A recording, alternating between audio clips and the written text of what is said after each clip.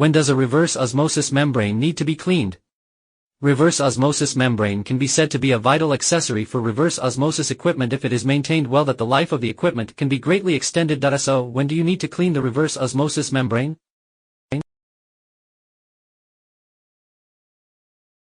First, when the reverse osmosis membranes are standardized, the produced water flow rate is 10% to 15% less than after the last cleaning. Second, when the reverse osmosis membrane standardization of the produced water quality than after the last cleaning 10% to 15% reduction. Third, when the pressure drop after the standardization of the reverse osmosis membrane than after the last cleaning increased by 10% to 15%.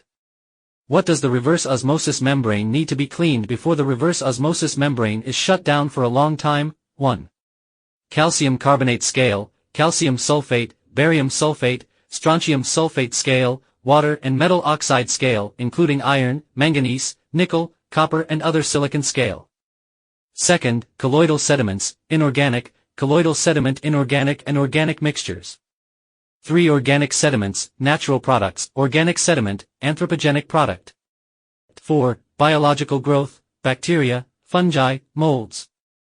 That's when the reverse osmosis membrane needs to be cleaned. I hope it will be helpful to everyone.